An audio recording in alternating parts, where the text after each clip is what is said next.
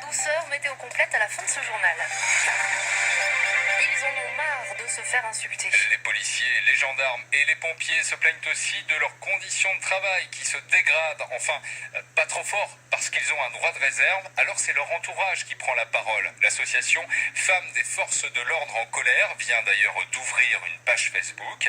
Des épouses de gendarmes sartois en font partie, Bertrand Hocher. Angèle est la compagne d'un gendarme. Elle décrit un manque de reconnaissance et un rythme de travail très soutenu. Commençant à 21h, en faisant à 6h du matin, en patrouille toute la nuit. C'est vrai que c'est usant. Et 11 heures de repos, entre guillemets, parce qu'effectivement, en caserne, c'est 11 heures de coupure, mais pas totalement 11 heures de repos. On en parle tous les deux, mais c'est vrai que ça reste très très peu. C'est la raison pour laquelle cette Sartoise dit s'être engagée. Elle est l'une des 2 administratrices de la page Facebook régionale de l'association.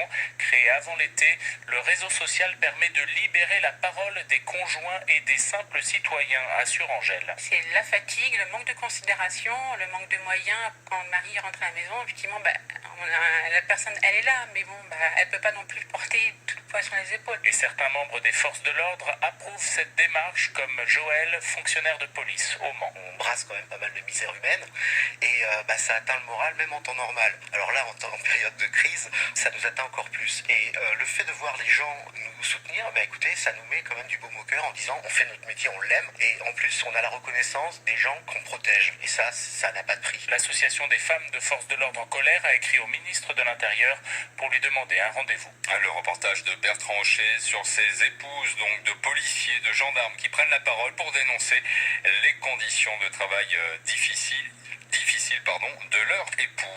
Toujours le moral. Et comme ces fonctionnaires sont soumis à un droit de réserve, c'est souvent leur entourage qui fait connaître leur ras-le-bol.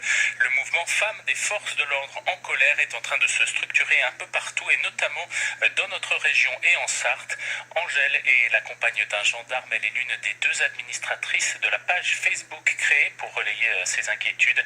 Elle témoigne de ce qu'expriment ces femmes des forces de l'ordre en colère. On parle des conditions de travail, des enfants, parce qu'il faut savoir que beaucoup, effectivement, donc ont des enfants. La plupart des enfants n'osent plus dire que leur papa, effectivement, est soit CRS ou gendarme ou policier, de peur d'être agressé par les petits copains de classe ou d'avoir des représailles dans la rue. Même certaines femmes n'osent plus donc étendre le t-shirt de leur mari ou les bleus de leur mari sur le Saint-Change dehors, de peur, effectivement, d'avoir également des représailles ou ce que ce soit. C'est la fatigue, le manque de considération, le manque de moyens pour travailler, mais beaucoup de fatigue et le manque de considération.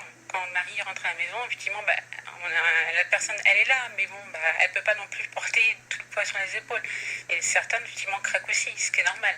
Et l'association qui a ouvert une page Facebook pour relayer ces inquiétudes revendique 600 soutiens en Pays de la Loire, des conjoints de policiers, gendarmes, pompiers ou personnel pénitentiaire, mais aussi de plus en plus de simples citoyens.